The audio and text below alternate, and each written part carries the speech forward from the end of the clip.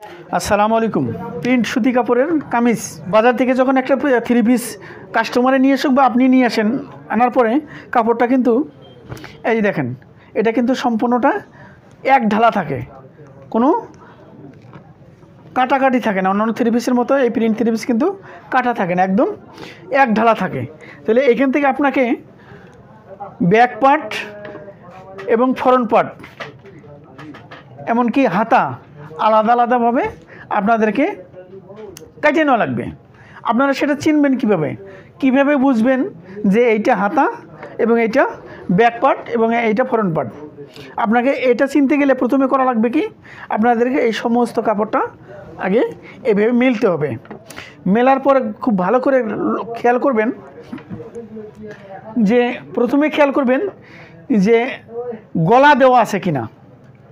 হ্যাঁ, এই যে এখানে কিন্তু গলা দেওয়া আছে, এখানে গলা দেওয়া আছে, তার মানে বুঝতে হবে যে এটা ফ্রন্ট পার্ট এবং এই ফ্রন্ট পার্টের সাথেই লাগানো থাকে হচ্ছে ব্যাক পার্ট। আবার ফ্রন্ট পার্টের সাথে আবার হাতাও লাগানো থাকে।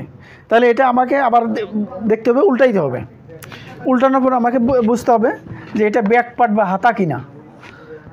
তারপরে এইখানে দেখা গেল যে না, এটা হচ্ছে ব্যাক পার্ট, তাহলে অবশ্যই নিচেরটা হাতা। এই যে এটা হচ্ছে হাতা। তাহলে আমাকে প্রথমেই আমাকে হাতাটা কাটিং করে নেওয়া লাগবে। এই হাতাটা কীভাবে কাটিং করব, এই যে যেভাবে চিহ্ন দেওয়া আছে এইভাবে কি মানে এই চিহ্ন অনুযায়ী কি আমি কাটিং করে নিব? না, এইভাবে কাটলে আপনার জামাটা বাঁকা হইতে পারে। তাহলে প্রথমে কাটিং করা লাগবে, আপনাকে এই চিহ্ন প্রথমে এইভাবে ধরতে হবে। ধরার পরে এই যে এই মাথাটা ঠিক এই যে এইভাবে করতে হবে। এই যে এইভাবে করার পরে এই বাকি অংশটা এই যে নিচের দিকে এভাবে ছাড়িয়ে দিতে হবে। এই যে বাকি অংশটা নিচের দিকে ছাড়িয়ে দিতে হবে। ছাড়িয়ে দেওয়ার পরে এই এখন আমি কাটিং করব। আর কাটিং করব কিভাবে,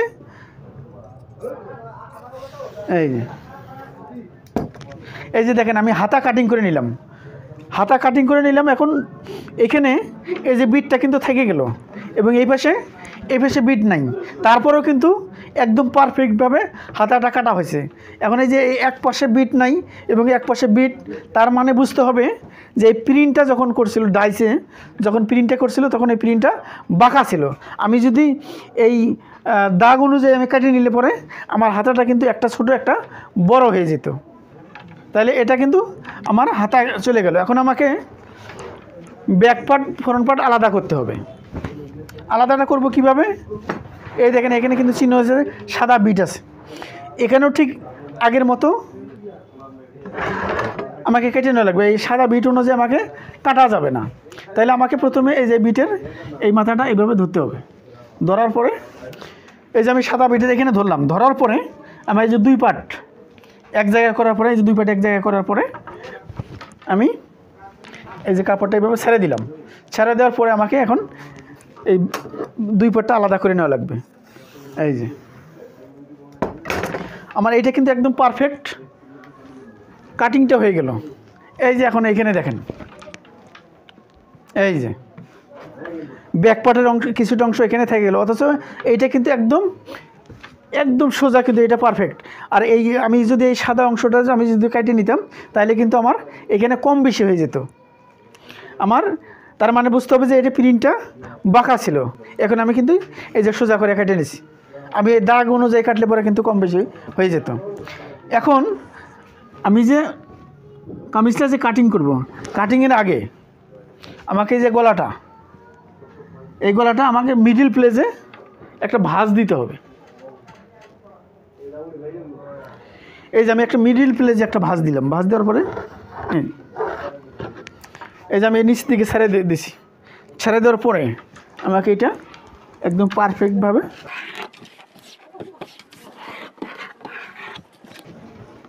এই পদ্ধতিতে কাটিং করলে পরে জামা কোনো ভাঁজ হবে না, কোনো ঘোষ হবে না, কোনো সাইড হবে না, একদম স্ট্রেট কামিজটা থাকবে। এই ব্যাক পার্টটাও আমাকে ঠিক একই পদ্ধতিতে আমাকে ভাঁজ দিয়ে নেওয়া লাগবে।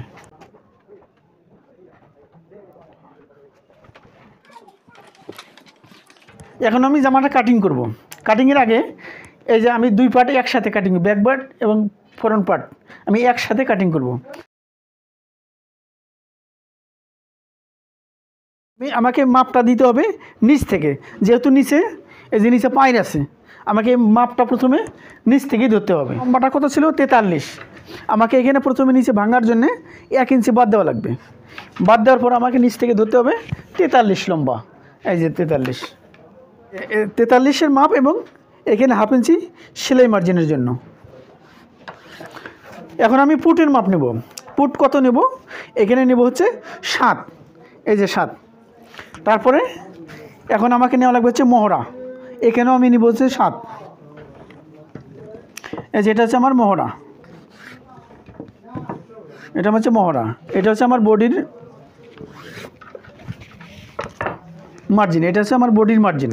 তাহলে পুট থেকে 20 ইঞ্চি নিচে আমাকে আরেকটা মার্জিন দিতে হবে। 20 ইঞ্চি নিচে এই যে একটা মার্জিন দিলাম।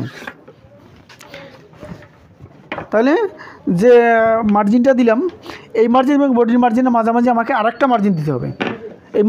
এই মার্জিনটা অনুমান করে দিলে হবে, একদম মাঝামাঝি অনুমান করে দিলে হবে। তাহলে আমার মার্জিন কয়টা হলো? 4টা, 1 2 3 4।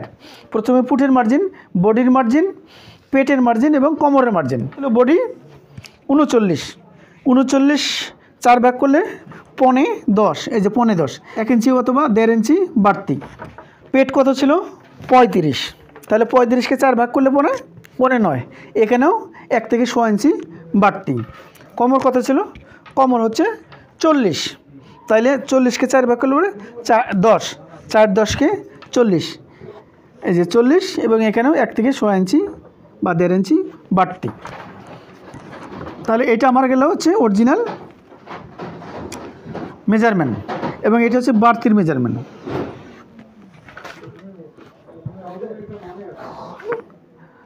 বডি, পেট এবং কোমর এটা কিন্তু 4 ভাগ করা লাগে, মাপটা 4 ভাগ। কিন্তু নিচের বেলায় যখন আমি নিচের ঘেরটা দিব তখন কিন্তু 2 ভাগ হবে। যেমন 2 ভাগ কীভাবে হবে? আমি যদি নিচে 25 ইঞ্চি ঘের দিই, তাহলে 25-এর অর্ধেক 12.5, এই যে 12.5, এখানে কিন্তু 4 ভাগ হবে না, 2 ভাগ হবে। 25-এর অর্ধেক হচ্ছে 12.5, এবং এখানে 1 ইঞ্চি বাড়তি সাইডের মোড়ানো ভাঙার জন্যে। এই যে